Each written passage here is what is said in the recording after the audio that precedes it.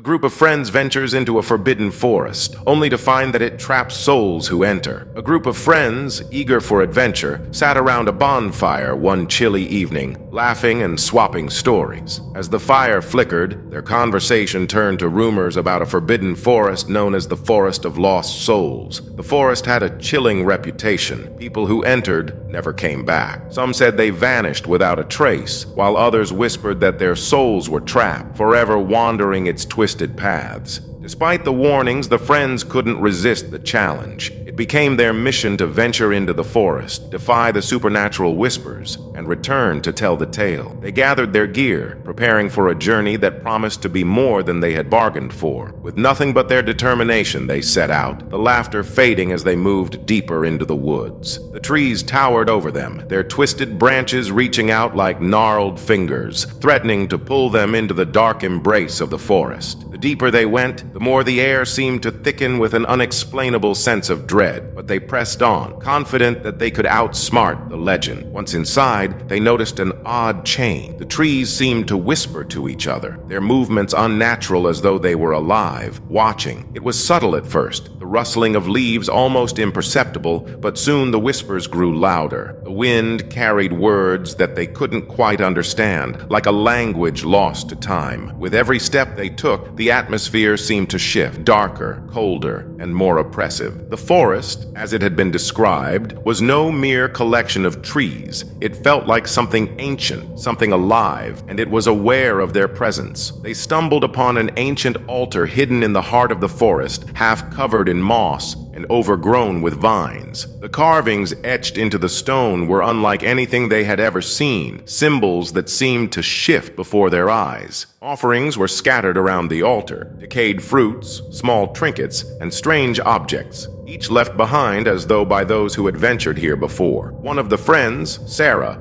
dared to touch the altar, and as her fingers brushed the cold stone, a chill swept through the air. The ground beneath them trembled for a moment, and a sense of unease settled over them. It was as though the altar itself had acknowledged their presence, welcoming them into its sinister domain. The further they ventured, the darker and more oppressive the forest became. The trees seemed to close in on them, their towering trunks blotting out what little light remained from the outside world. The air grew heavy with a suffocating, unnatural stillness, and the once lively sounds of the forest, bird, rustling leaves, insects, had disappeared. Now only the sounds of their own breath, quickening with each step, filled the silence. It was as if the forest itself was feeding on their fear, growing stronger with each passing moment. The sense of dread that had settled in their chests was undeniable. Something was wrong, something beyond their understanding, and they couldn't shake the feeling that they were being watched. One by one, the friends began to experience strange visions, glimpses of faces and figures they had known in their lives, people they had lost along the way. These figures appeared in the shadow, just out of reach, and when they tried to call out to them, the figures would vanish, leaving behind nothing but an eerie silence. At first, they thought it was a trick of the mind, fatigue from the journey, perhaps. But as the visions grew more vivid and persistent, doubt began to creep in. Sarah saw her grandmother, lost to a car accident years ago, standing just beyond the tree. Tom saw his childhood dog lost in the woods during a camping trip, staring at him with sad, knowing eyes. They were not hallucinations. They were the souls of those who had been trapped here, lost within the forest's grasp, forever haunting its dark corners. It didn't take long for the friends to realize that the forest was not just an ordinary place. It was a trap, a place designed to steal souls. The whispering trees, the strange carvings, the visions, they were all part of a twisted ritual, an ancient mechanism that fed off the souls of those foolish enough to enter. As the realization set in, panic began to take root. The friends tried to turn back, retracing their steps, but every path they took seemed to lead them deeper into the forest. The trees seemed to move, rearranging themselves, guiding them further into the heart of the woods. It was as though the forest was alive, twisting and warping its paths to keep them from escaping. They were being herded, trapped, and with each failed attempt to find a way out, they became more desperate.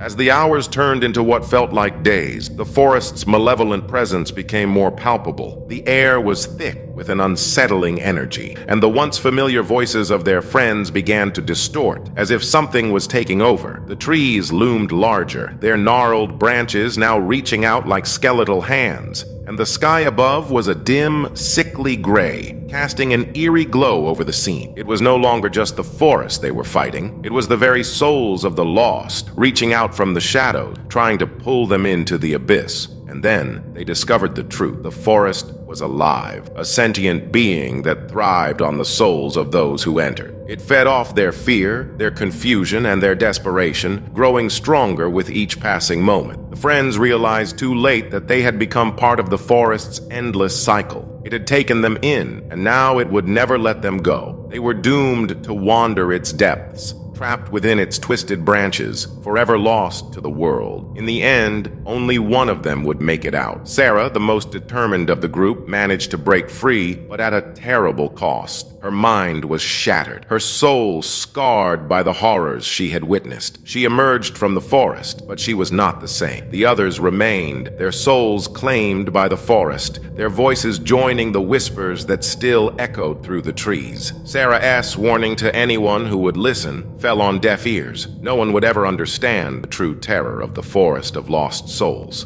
If you enjoyed this chilling tale, don't forget to like, share, and subscribe for more spine-tingling horror stories. Leave a comment below and tell us which part of the story sent shivers down your spine.